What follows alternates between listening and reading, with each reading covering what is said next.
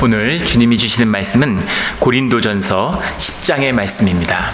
10장의 말씀은 8장부터 이어지고 있는 11장까지 이어지는 우상 숭배와 우상 제물에 관한 말씀이죠. 오늘 말씀에서 우상 숭배를 피하라 이렇게 말씀하고 계세요. 우상 숭배를 피하라. 그 일을 하나님의 영광을 위하여 하라 이렇게 말씀하고 계시죠. 우상 숭배의 본질은 무엇일까요? 우상 숭배를 피하는 그 참된 본질의 뜻은 무엇이겠습니까? 오늘 주님의 말씀을 만나서 우리 가운데 우상 숭배가 끊어지는 이 시간이 되기를 주의 이름으로 축원합니다.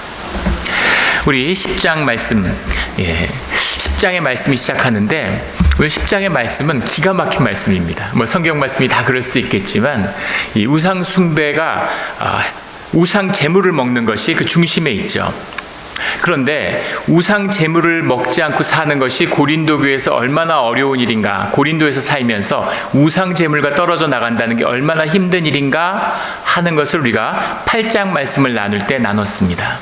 그런데 사도 바울은 우상 숭배, 우상 제물 이런 모든 것은 거짓이고 현상의 것이다 라고 말씀하셨죠. 제물을 먹는다고 존재가 더럽힘을 받는 것도 아니고 먹지 않는다고 너의 믿음이 지켜지는 것도 아니다 이렇게 말씀하셨습니다. 그러면서 본질에 하나님과 함께하는 본질의 뜻이 이루어지는 것이 중요한 거야. 이 말씀이 흘러오는 중심적인 흐름이었죠. 오늘 말씀 가운데는 그렇다면 그 본질의 뜻은 무엇이냐는 거죠. 그 본질 가운데 이루어지는 우상 숭배를 피해야 하는 뜻, 그것과 함께하면 안 되는 그 본질의 뜻이 무엇이냐 하는 말씀을 다루고 있습니다. 귀 있는 자는 들을지어다. 오늘 말씀은 기가 막힌 말씀이에요. 교회가 무엇인지, 우상 숭배가 무엇인지를 명확히 증거하고 있습니다. 오늘 10장 1절 가운데 보면 형제들아 나는 너희가 알지 못하기를 원하지 아니하노니 우리 조상들이 다 구름 아래에 있고 바다 가운데로 지나며 모세에게 속하여 다 구름과 바다에서 세례를 받고 이렇게 말씀하고 있습니다. 이스라엘의 민족의 이스라엘됨은 어디서 시작된 거냐 하면 홍해를 건너오는 것에서 시작됐다. 홍해를 세례에 비유하고 있어요. 물세례를 받았다. 이스라엘이 이스라엘 된 것은 어떤 사람이든지 어떤 민족이든지 모세를 통해서 주님의 말씀을 영접하고 믿음으로 홍해 바다를 건넌 자들은 모두 세례를 받은 이스라엘이다 이렇게 말씀하고 있는 거죠. 그래서 이스라엘은 왜 이스라엘이냐? 홍해를 건너는 이 물의 세례를 받았기 때문에 그래서 이스라엘이다 이런 말입니다. 3절에 다 같은 신령한 음식을 먹으며 다 같은 신령한 음료를 마셨으니 이는 그들을 따르는 신령한 반석으로부터 마셨음에 그 반석은 곧 그리스도시니라. 주님이 하늘에서 주시는 만나를 먹고 그 다음에 사막에 물이 있을 리 없죠. 물론 오아시스가 있지만 그 오아시스를 어떻게 200만 명이 마시겠습니까? 반석에서 물이 솟아나는 주님이 주시는 주님의 생명의 물을 마심으로 그들이 그 떡과 물에 주님의 성찬에 참여하는 그런 민족이 되었다 이 말입니다. 그들이 애찬으로 이것이 주님을 향한 그들의 제사고 예배다 이런 말씀이죠. 그래서 이스라엘은 이스라엘 된 거야. 이 말씀을 증거하고 있는 겁니다. 그런데 문제는 무엇이냐면은 6절에 나오는 이러한 일은 우리가 본보기가 되어 우리로 하여금 그들이 악을 즐겨한 것 같이 즐겨하는 자가 되지 않게 하려 함이니. 근데 이게 무슨 말씀이냐면 출애굽 24장에 나오는 5절, 6절, 8절의 말씀을 말씀하고 있는 거죠. 출애굽기 24장 5절에 보면 이스라엘 자손의 청년들을 보내어 여호와께 소와 번제와 화목제를 드리게 하고 광야에 나와서 시내산에 도착해서 주님 앞에 제사를 드렸다는 겁니다. 예배를 드렸다는 거죠. 그래서 번제를 드리고 죄사함을 받고 주님 앞에 주님과 하나 되었음을 고백하는 화목제를 드렸다 이 말씀이죠. 그리고 6절에 이어지는 말씀 가운데 모세가 피를 가지고 반은 여러 양푼에 담고 반은 제단에 뿌리고 죄사함을 상징하는 그 양의 피를 제단에 뿌리고 그 다음에 그 반은 가져다가 8절에 보면 그 회중에게 뿌렸다는 거죠. 모세가 그 피를 가지고 백성에게 뿌리며 이르되 이는 여호와께서 이 모든 말씀에 대하여 너희와 세우신 언약의 피니라. 주님과 함께 언약이 세워졌다는 겁니다. 피의 언약이죠. 이 피의 언약이 바로 그들이 주님이 주신 것을 먹고 마시는 그 피를, 그 고기를 먹고 마시는 주님과 하나됨의 표상이고 말씀의 표상이다라는 의미죠. 그런데 문제는 무엇이냐면 최대의 도전이죠. 그 일이 있은 다음에 주님을 믿음으로 홍해 바다를 건넜고 핏부림으로 죄사함을 받고 주님과 하나됨을 선포한 다음에 확약한 다음에 그 다음에 나타나는 사건이 무엇이었냐면 그게 무엇이었습니까? 송아지의 숭배, 우상제단이 나타났죠. 우상제단이 나타나가지고 그것 때문에 많은 사람들이 벌을 받고 그 어렵게 목숨을 걸고 홍해바다를 건넌 그 사람 중에서 2명을 제외하고는 모두 다 요단강을 건너지 못하게 됩니다. 이게 무슨 일인가 하는 거죠. 어떻게 이럴 수가 있습니까? 그러면 주님이 주신 만나를 먹고 반석에 물을 마시고 피를 뿌린 이 언약은 다 뭡니까? 이것입니다. 너희들 잘 봐봐. 잘 기억해봐. 너희들이 언약의 백성이라고 하는데 홍해를 건넌 너희의 조상들이 광야에서 다 죽었다. 이 얘기죠. 이스라엘 백성이기 때문에 제사 드린다고 구원받는 게 아니야. 그러면 어떻게 성전이 무너지고 예루살렘이 무너졌겠냐? 이런 거죠. 그 무너짐의 비밀이 무엇이었는지를 너희들이 잘 살펴야 돼. 그 말씀이죠. 그 무너짐의 뜻은 무엇이었냐면 오늘 8절, 9절, 10절에 이어지는 음행하지 말라, 시험하지 말라, 원망하지 말라라는 말 속에 들었습니다. 이 말씀 가운데 악을 즐겨한 것 같이 6절에 세상에 악을 즐겨하는 사람이 어디 있겠어요? 어떤 악인도 악을 즐기진 않습니다. 우리가 하나님의 형상에 따라 만들어졌기 때문에 우리 안에는 양심이 있어요. 선한 존재의 양심이 우리 중심 가운데 있습니다. 그래서 악을 행하면 우리 마음이 힘들고 불편해요. 얼마 전에 몇 년 전이죠. 미국에서 유명한 멕시코 카르텔에 두목이 잡혔잖아요. 멕시코에 있는 줄 알고 멕시코를 샅샅이 뒤졌더니 미국의 시카고 근교에서 중산층 가정에서 잘 살고 있었죠. 놀라운 건 부인도 자녀도 그 사람이 카르텔의 두목인 걸 몰랐다는 거예요. 근데 자식들을 잘 키워가지고 자식을 변호사 만들고 아주 평범한 가정으로 잘 키우고 있었다는 거죠. 자기가 마약 왕이면 자기 아들은 더 잘 키워서 마약 황제로 만들지. 그걸로 떼돈을 벌면서 어둠의 세계에서 황제인데 근데 자식은 그렇게 키우고 싶지 않은 거예요. 아, 난 오늘 도둑질 해갖고 도둑질이 잘 돼서 너무 좋다. 오늘만 같았으면 좋겠다. 매일매일 이러면 얼마나. 이런 도둑은 없다는 겁니다. 도둑질을 했지만 마음이 씁쓸하고 아유, 언제까지 이렇게 살아야 되나. 내가 어쩌다 도둑놈이 됐나. 이렇게 마음이 힘든 마음이 있다는 거죠. 즐겨했다는 건 악이 즐거웠다는 게 아니라 이 즐겨한다는 말이 뭐냐면 우리의 욕망 이런 뜻입니다. 에페테움의 사안이라는 말인데 욕구하는 것, 의식적으로 죄를 저질렀다는 거죠.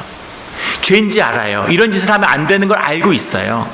애굽에서 그런 짓을 했고 주님이 그런 걸 하면 안 된다는 말씀을 받았죠. 안 하겠다고 언약을 맺었어요. 그런데 의식적으로 그것을 깼다는 겁니다.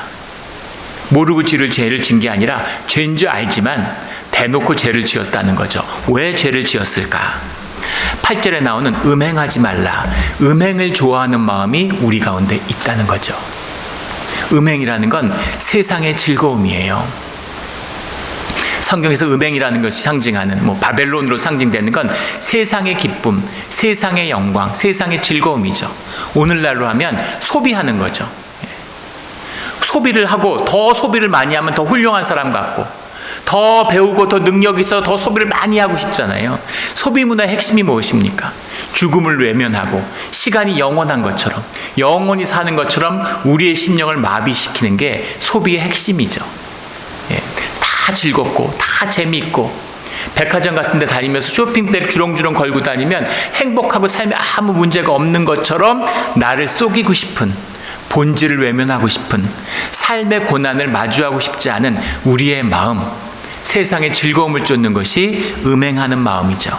그런데 그 음행하면 안 된다라고 말씀하시는 거죠. 음행의 문제가 있어요. 시험하지 말라. 주님을 시험하는 것입니다. 주님을 시험하는 게 뭐예요? 주님을 거역하는 거죠. 주님을 거역하면 용서를 어디서 받겠습니까? 우리의 죄를 사해 주시는 분이 주님이신데 주님을 거역하면 우리의 삶의 소망이 어디 있어요? 세상의 모든 죄를 질 수 있지만 주님을 거역하는 죄를 지으면 안 됩니다.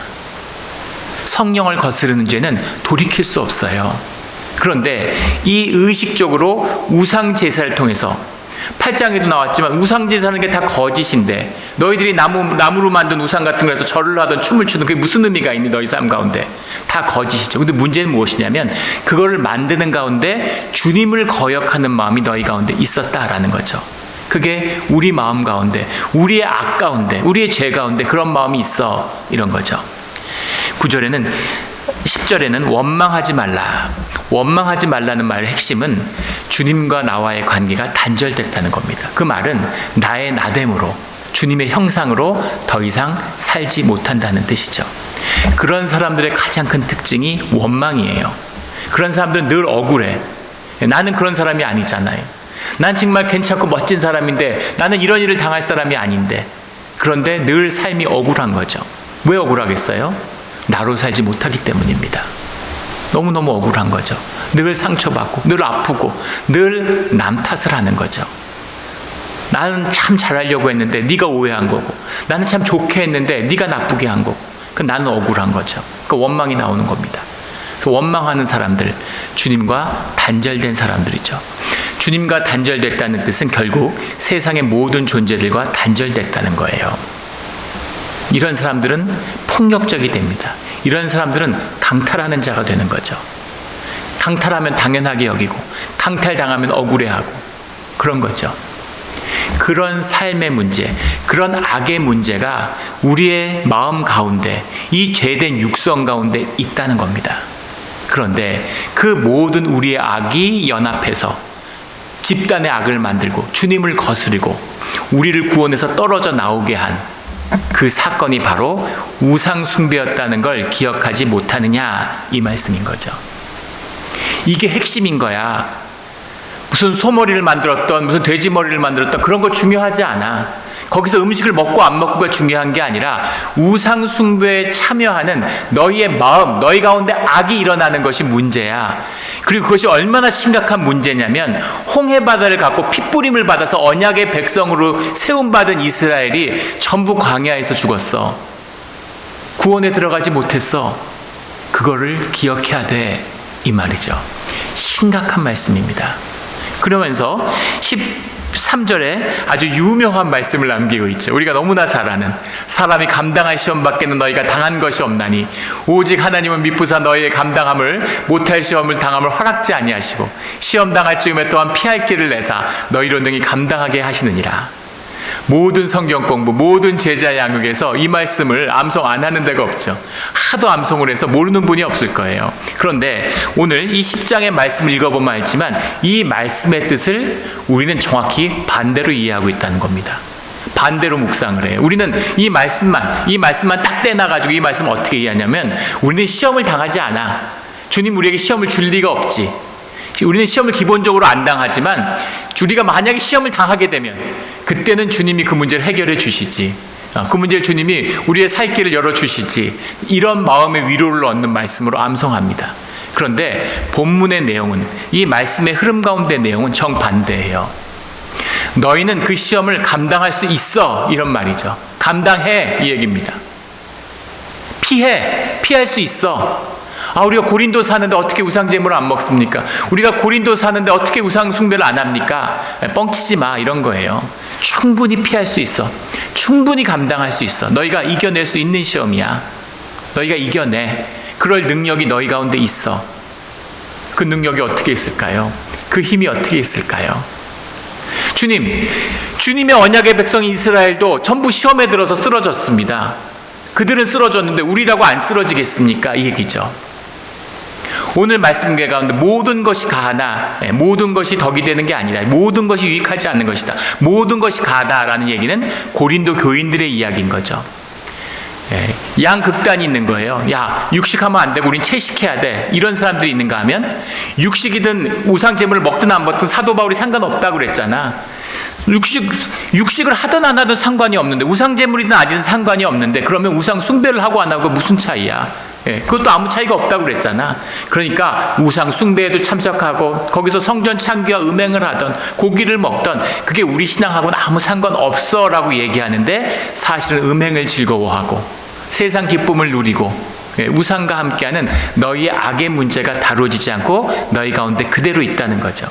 그런데 중요한 것은 뭐냐면 광야의 사람들, 육적인 이스라엘, 광야의 사람들은 그 시험을 이길 수 없었어. 그 시험에 무너졌지. 그런데 너희는 무너지지 않고 이길 수 있어, 이 얘기입니다. 너희는 그 시험을 이겨내고 감당할 수 있어. 너희 고린도의 교인들은 광야 이스라엘 사람들과는 달라. 육적인 이스라엘 사람들하고는 너희는 근본적으로 달라, 이 얘기입니다. 뭐가 다를까요? 이 사람들은 뭐가 다를까요? 뭐가 다른지를 14절부터 설명하고 있는 것이죠. 14절에 그런즉 내 사랑하는 자들아 우상 숭배하는 일을 피하라. 피할 수 있고 너희는 끊을 수 있어. 딱 끊어. 그 얘기죠. 왜 끊을 수 있냐면 16절에 우리가 축복하는 바 축복의 잔은 그리스도의 피에 참여함이 아니며 우리가 떼는 떡은 그리스도의 몸에 참여함이 아니냐. 떡이 하나요 많은 우리가 한 몸이니 이는 우리가 다 한 떡에 참여함이라. 기가 막힌 말씀을 하고 계시는 겁니다. 우리가 나눈 이때는 성찬식이 없었어요. 성찬식은 수백 년 뒤에 생겨난 겁니다. 우리가 지금 교회에서 예배 뒤에 나오는 애찬이 성찬의 의미였죠. 함께 모여서 예배를 드리고 주님과 화목한 백성이 같이 떡을 먹고 마시는 겁니다. 이것의 의미가 무엇인지에 대해서 너희가 기억해야 된다라는 거죠. 그리고 6월절의 만찬으로 돌아갑니다. 6월절의 만찬을 하는데 예수님이 십자가에 못 박히시기 전날에 6월절에 참석하기 위해서 예루살렘에 가셔서 그 제자들과 6월절의 만찬을 가지죠. 6월절의 만찬은 유대인이라면, 이스라엘이라면 누구나 하는 겁니다.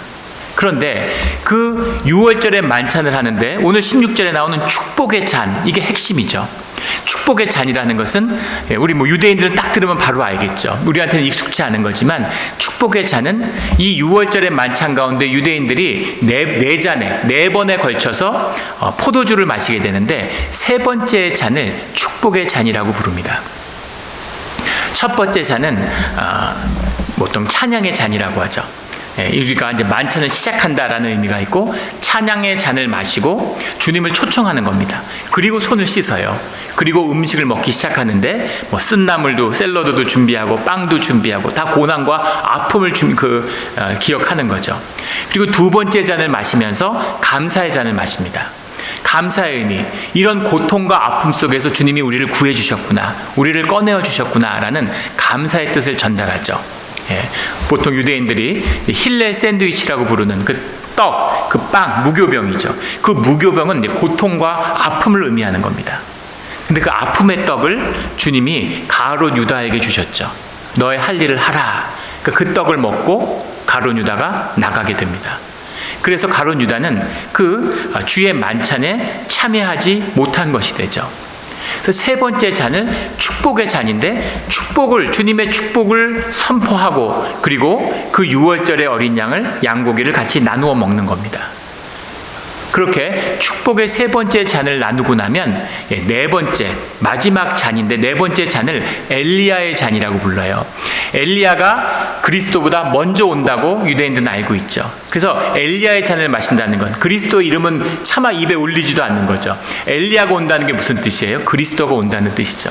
그래서 구세주가 우리에게 함께한다. 그리스도가 우리에게 오심이 확정되었다라는 것을 감사하는 의미에서 엘리야의 잔을 마지막으로 마시는 겁니다. 그런데 주님께서 아주 놀라운 말씀을 하시죠. 마태복음 26장 26절부터 30절까지의 말씀이 이 성찬의 말씀이죠. 그들이 먹을 때 예수께서 떡을 가지고 축복하시고 떼어 제자들에게 주며 이르시되 받아서 먹으라. 이것은 내 몸이니라. 이렇게 말씀하셨어요.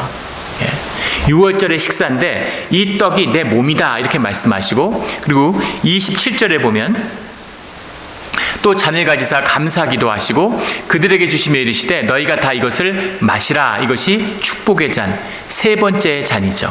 그래서 축복의 잔을 마심으로 너희가 나의 피와 살을 먹음으로 인해서 내가 한 몸이 되었다. 이렇게 말씀하시는 겁니다.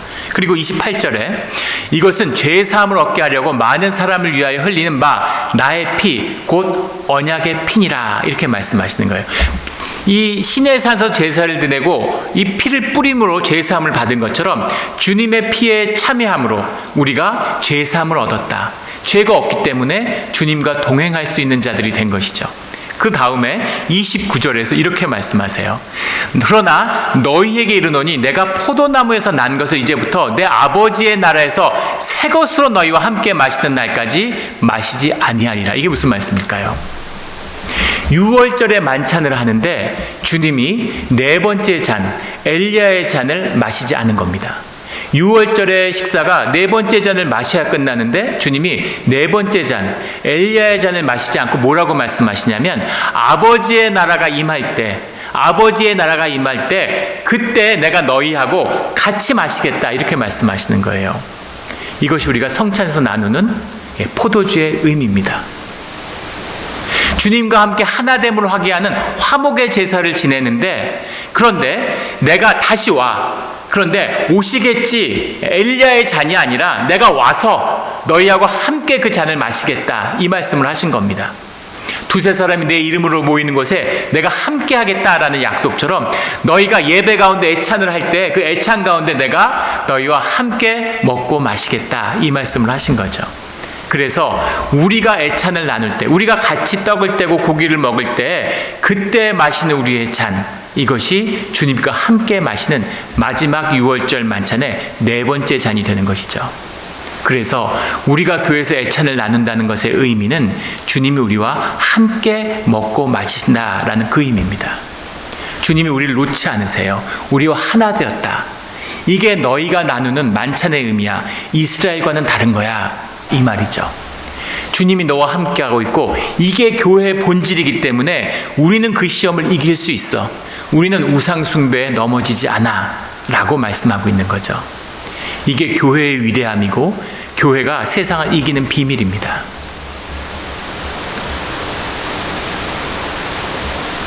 사도행전을 가만히 읽어보면 주님의 사역의 영향 가운데 주님의 말씀을 받고 남은 자들이 한 20여 명밖에 되지 않습니다. 11명의 제자를 포함해서 여성 제자들.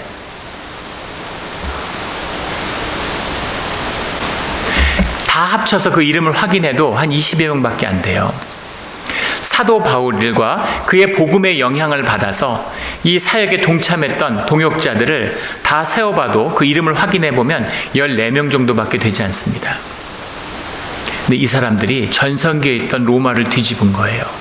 역사의 물줄기를 완전히 바꿔놨습니다. 어떻게 그럴 수 있을까요? 뭘 했다고? 그들이 뭘 했는데 예배 드리고 같이 찬양하고 말씀 나누고 밥 먹고 이거밖에 없는데 찬송하고. 그런데 주님이 함께 하시는 이 6월절의 네 번째 잔을 함께 마시는 주님의 비밀이 교회와 함께하고 있기 때문인 거죠. 이것이 교회의 능력입니다. 이게 우리 애찬이에요. 예배 드렸으니까 모였으니까 밥 한 끼 먹고 이런 게 아닙니다. 또 애찬 안 하고 그냥 가는 분이 있어요. 이게 예배의 연속입니다. 예배 때 은혜를 받았는데 애찬을 하고 나면은 은혜가 다 사라진다는 거죠. 세상 얘기하고 막 수다 떨고 이러니까 그게 싫어서 예배를 간직하고 싶어서 가시는 거죠. 그 마음이 어떤 마음인지 압니다. 은혜가 나누어지는 예배의 은혜가 함께하는 그 애찬이 돼야 되는 거죠. 이게 애찬의 참된 비밀입니다. 예배가 끝난 게 아니라 예배가 시작된 거예요. 그 예배를 드리는 자리가 돼야 된다라는 얘기죠. 세상 얘기하고 쇼핑한 얘기하고 이런 게 아니라 깊은 은혜, 또 뭐 종교 얘기하고 종교인들처럼 하도 막 종교를 떠드니까 좀 밥이라도 편하게 먹자 이런 게 아니라는 겁니다. 삶을 나누지만 진실하고 실제의 삶, 주님과 함께하는 연약한 내 삶의 진실이 나누어지는 자리가 애찬의 시간이 되어야 되는 거죠. 이런 애찬을 나누는 우리 모두가 되기를, 우리 교회가 되기를 주의 이름으로 축원합니다. 축복의 잔에 참여한 한 몸이 아니냐, 참여함이 아니냐 이런 것이죠. 18절에 육신을 따라 난 이스라엘을 보라. 제물을 먹는 자들이 제단에 참여한 자들이 아니냐. 그 제단에 참여한 자들이 제단에 그 사람들의 음식을 먹지 않느냐. 그들이 먹는 음식은 제단의 음식이지만 우리가 나누는 애찬의 음식은 주님이 함께하는 6월절의 마지막 잔이다 이 말이죠.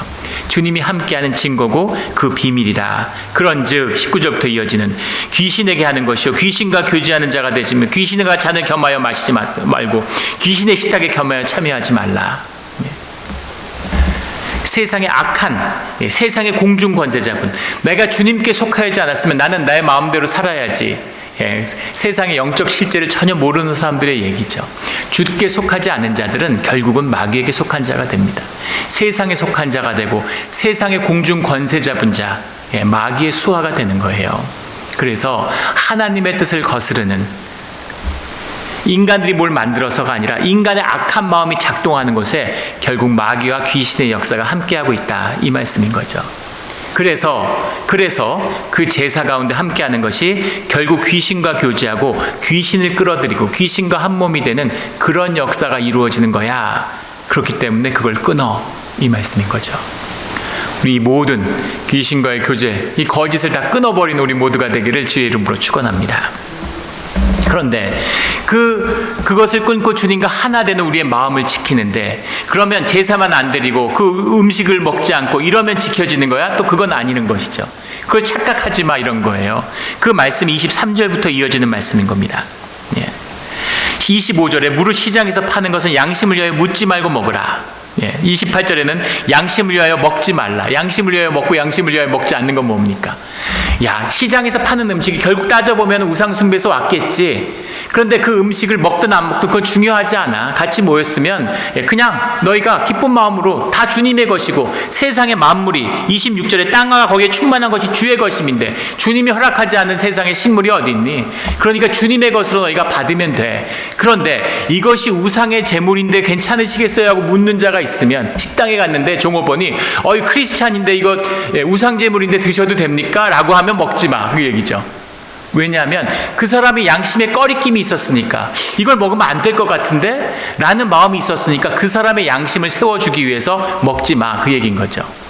먹고 안 먹고가 아니라 핵심은 무엇이냐면 상대방을 세우는, 내 유익이 아니라 상대방의 유익을 위하는, 내 양심을 지키는 게 중요한 게 아니라 상대방의 양심을 세우는 것, 이것이 주님의 뜻에 합하는 이 비밀이다라는 겁니다. 코이노니아의 비밀은 바로 여기에 있는 거야, 이 얘기죠. 그래서 33절에 나와 같이 모든 일에 모든 사람을 기쁘게 하여 자신의 유익을 구하지 아니하며 많은 사람의 유익을 구하여, 31절에 너희가 먹든지 마시든지 무엇을 하든지 하나님의 영광을 위하여 하라. 내가 의를 세우려고 했는데, 내가 의를 드러내려고 했는데, 아무리 의를 세우려고 하고 의를 드러내려고 해도 전혀 의가 실현되지 않죠. 의를, 정치인들 보세요. 입만 열면 의로운 얘기를 하고 의의 화신 같은데 그 사람들이 가는 자리마다 세상은 점점 더 분열하고 점점 더 갈등하고 세상은 점점 더 악해집니다. 왜 그럴까요? 자신의 의를 세우려고 하기 때문인 거죠. 근데 예수 그리스도께서 정반대의 길을 보여주셨죠. 주님은 죄가 없는데, 주님은 정죄받을 일이 없는데 당신의 의를 꺾고 자신을 죽임으로 사람들을 세워주셨어요. 십자가의 수치로 사람들의 덕을 세워주시는 거죠. 그랬더니 하나님의 나라의 의가 이 땅에서 세워지는 겁니다. 이것이 연합의 비밀이고, 이것이 십자가의 비밀이고, 이것이 주님의 임재의 비밀이고, 이것이 교회의 비밀입니다. 나를 죽이고 다른 사람을 세우는 거예요. 그것이 우상 음식이다, 그것이 우상 제물의 무엇이든 본질은 무엇이냐면 주님이 우리와 함께 하시기 때문에 두려울 거 없어. 다 이겨. 그런데 더 중요한 건 너희 마음의 악을 다스리는 것. 너희의 의가 아니라 사람들의 의를, 사람들의 유익을, 사람들의 양심을 세워주는 것. 이것이 하나님 나라의 비밀이다라는 겁니다. 이 비밀을 만난 자들이 예배자인 것이죠. 이 비밀과 함께하는 자들이 교회입니다. 이것이 주님의 능력의 비밀이고 세상을 이기고 정궐과 뱀의 머리를 밟는 주님의 능력의 비밀이에요. 이 비밀을 삶으로 누리는 우리 몬트레이 공동체가 되기를 예수 그리스도 이름으로 축원합니다. 아멘.